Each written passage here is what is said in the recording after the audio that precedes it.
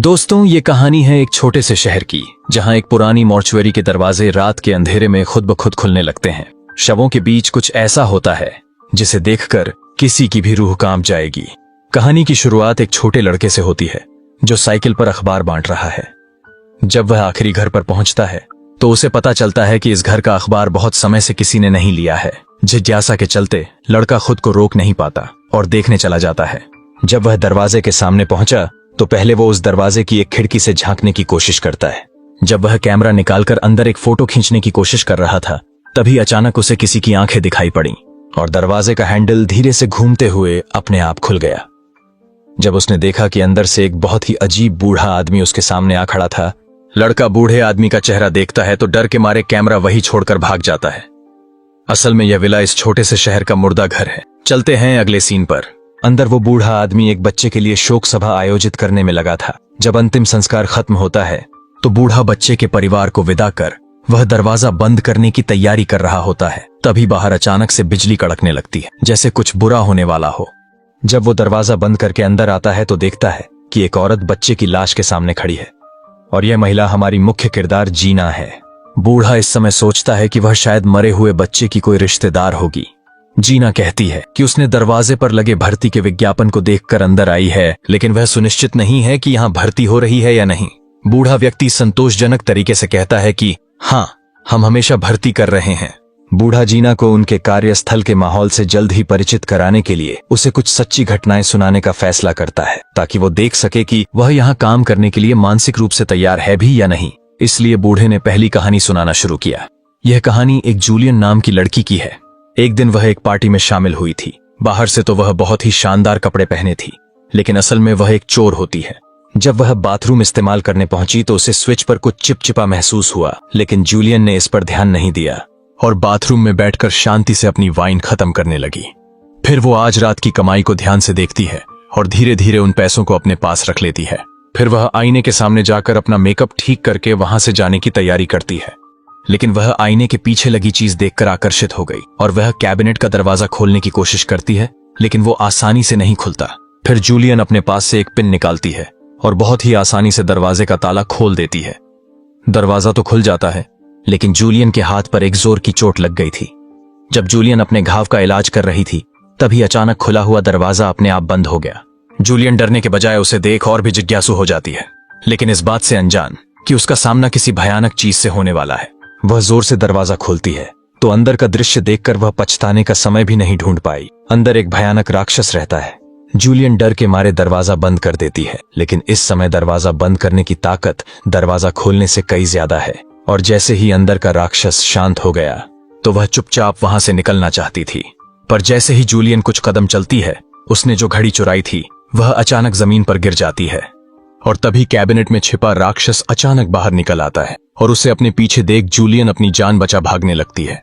और जब वह उस दरवाजे को खोलने ही वाली थी, राक्षस ने उसे पकड़ लिया और तुरंत उसे खींचकर उसी छोटे कैबिनेट में ले जाता है। पर अंत में राक्षस लाइट बंद करना नहीं भूलता। जब बूढ़ा ये कहानी खत्म करता है तो जीना उसका मजाक उड़ाते हुए कहती है कि यह बिल्कुल भी डरावनी नहीं है, और बूढ़ा आदमी मान लेता है कि जीना बहुत बहादुर है। इसके बाद उसने एक पुरानी सी स्टैंप लगे कॉन्ट्रैक्ट जैसी चीज पर जीना से साइन करवा लिए। फिर बूढ़े आदमी ने दूसरी कहानी शुरू की। यह कहानी एक यूनिवर्सिटी में घटी थी। उस दिन मैथ्यू ने स्कूल में एक चश्मे वाली लड़की से मुलाकात की और उसे रात में दोस्तों की पार्टी में शामिल होने के लिए इनवाइट किया। पार्टी में दोनों को पहली नजर में ही प्यार हुआ और उस रात दोनों ने एक दूसरे को गहराई से जान भी लिया। अगले दिन जब मैथ्यू जागा तो उसने देखा कि चश्मे वाली लड़की पहले ही जा चुकी थी, पर उसने आईने पर एक फोन नंबर छोड़ दिया था। मैथ्यू ने उस पर ज्यादा ध्यान नहीं दिया और बिना कुछ सोचे समझे सीधे मिटा दिया और अगले ही पल उसे अचानक उल्टी जैसा महसूस हुआ। जब मैथ्यू ने आईने में देखा तो उसने पाया कि उसके पेट पर कुछ लाल धब्बे उभर आए थे। ये देख वो घबराकर तुरंत हॉस्पिटल जांच कराने पहुंचा, जहां उसने जांच रिपोर्ट देखने पर पाया कि वो गर्भवती है। डर के मारे मैथ्यू तुरंत हॉस्टल लौट आया और तभी उसे फिर से उल्टी जैसा महसूस होने लगा।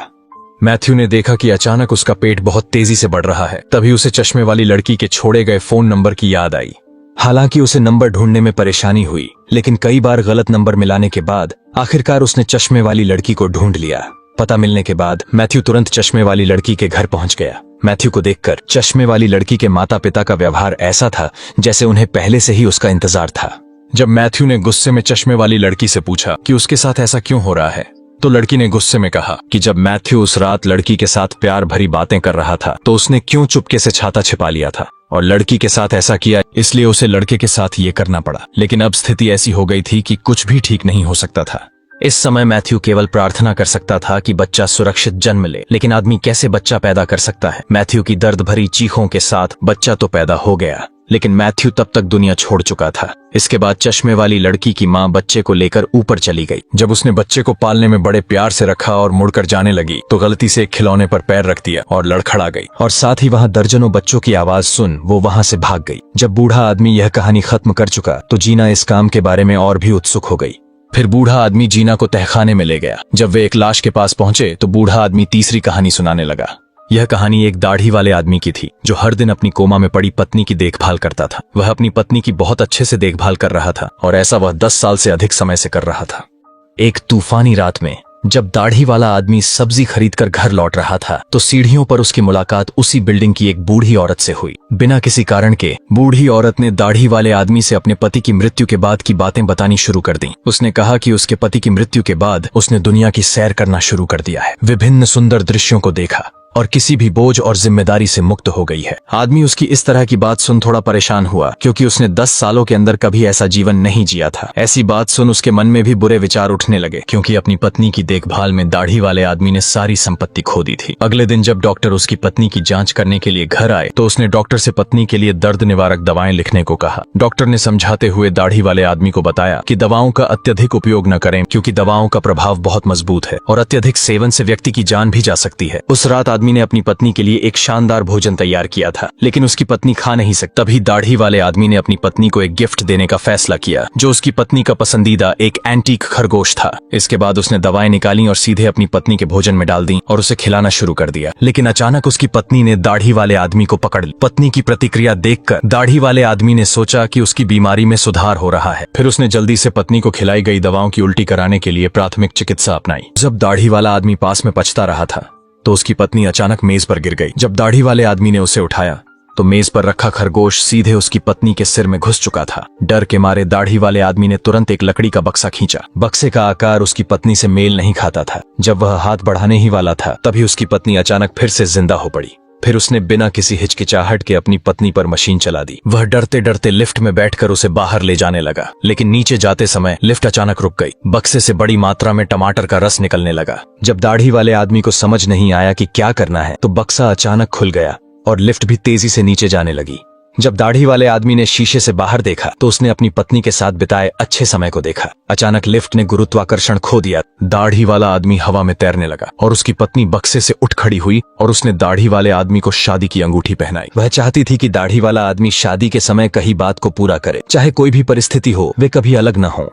तीसरी कहानी भी समाप्त हो गई। अगले सीन में बूढ़ा आदमी जीना को चूल्हे के पास लाया और लड़के का दाह संस्कार करने की तैयारी करने लगा, लेकिन अचानक जीना ने बूढ़े आदमी को रोक दिया। इस समय वो उसे कुछ सच बताना चाहती थी। जीना ने बताया कि वो वास्तव में नौकरी के लिए नहीं आई थी, वह पहले से ही उस लड़के की केयर टेकर थी। लड़के की मौत के लिए वह खुद भी किसी न किसी रूप से जिम्मेदार थी। उसने कहा कि वो पछतावे में थी, इसलिए वह यहाँ लड़के को आखिरी बार देखने आई थी। फिर उसने बूढ़े आदमी को लड़के की कहानी बताना शुरू किया। एक रात जीना जब उस लड़के को सुलाकर अपनी खुशहाल जिंदगी में व्यस्त थी तो वो बाहर कुछ काम से बाहर आई, पर उसे बाहर पहुंचकर कुछ अजीब महसूस हुआ। पर इस बात से अनजान जब वह वापस आई तो उसने देखा कि एक आदमी पहले से कमरे में बैठा है। जीना जल्दी से किचन में जाकर एक नोकीली चीज उठा ली, लेकिन जैसे ही उसने मुड़कर देखा वह आदमी अचानक उसके सामने खड़ा था, जिससे डर के मारे जीना के हाथ पैर ढीले पड़ चुके थे। खून से सने चेहरे वाले आदमी को देखकर जीना ने शांत रहकर उसे दिलासा दिया और उसके घावों को साफ किया। लेकिन अचानक से आदमी का स्वभाव बदल गया और उसने जीना के हाथ पकड़ लिए। तभी फोन पर मैसेज बजता है जिसमें घर के मालिक ने बोला कि मानसिक अस्पताल का एक मरीज भाग गया है और वह बच्चों को टुकड़े टुकड़े करने वाला पागल है। उसमें दरवाजे और खिड़कियां बंद कर उनके लौटने तक का इंतजार करने को कहा। जब आदमी इधर उधर देख रहा था, जीना ने मौका पाकर उसके हाथ को पास रखी मिक्सी में डाल दिया,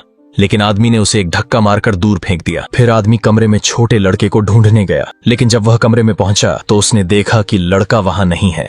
महिला ने आदमी के साथ लड़ाई शुरू कर दी। अंत में जीना आदमी से हार गई और मुश्किल से बाहर की ओर रेंगने लगी। वो आदमी अब उसे जिंदा नहीं छोड़ सकता था। जब वह मरने वाली थी तो जीना ने अचानक कहा, तुम हत्यारे नहीं हो। यह सुनकर आदमी का दिल टूट गया और उसने जीना को छोड़ दिया। जीना ने मौका पाकर आदमी को ऊपर से धक्का देकर उसे नीचे गिरा दिया। फिर जीना आदमी के पास गई और गुस्से में टीवी उठाकर उसके ऊपर गिरा दिया। जब घर के मालिक वापस आए तो उन्होंने देखा कि आदमी लिविंग रूम में मरा पड़ा है, लेकिन घर के हर कोने में ढूंढने पर भी जीना और बच्चे का कोई पता नहीं चला। तभी उन्होंने सुना कि पास रखे ओवन का अलार्म बज रहा था, और जब उन्होंने ओवन खोला तो उन्होंने देखा कि उनका बच्चा ओवन में बैठा हुआ था। वे घबरा गए और तुरंत बच्चे की हालत देखनी चाहिए। असल में मरा हुआ आदमी ही असली नौकर था और जीना मानसिक अस्पताल से भागी हुई पागल थी। जीना ने बूढ़े आदमी को यह कहानी इसलिए सुनाई क्योंकि वो बस समय को टालना चाहती थी, ताकि वह अपनी ट्रॉफी, जो कि छोटे लड़के का दांत था, वापस ले सके। कहानी खत्म होते ही जीना ने बूढ़े आदमी पर धारदार चीज से वार कर दिया और वहां से जाने लगी। तभी बूढ़ा आदमी अजीब ढंग से हंसने लगा और बोला, अब यह काम तुम्हारा है। जीना को कुछ गड़बड़ लगी और वह तुरंत बाहर की ओर भागती हुई गई, लेकिन वह चाहे जितना भी भागना चाह रही थी, पर वो उस जगह से बाहर नहीं निकल पाई। उसी समय उसके द्वारा मारे गए सभी बच्चे भयानक भूत बनकर पागलों की तरह जीना को काटने लगे। अंत में बूढ़े आदमी ने मुर्दा घर का दरवाजा खोला और जैसे ही उसने बाहर कदम रखा, उसे मुक्ति मिल गई और हवा में धूल बनकर गायब हो गया। इसके बाद जीना उस मुर्दा घर की मालिक बन गई। फिल्म यहीं खत्म होती है दोस्तों। अगर पसंद आई हो तो लाइक और सब्सक्राइब करें। अगली बार मिलेंगे नई कहानी के साथ।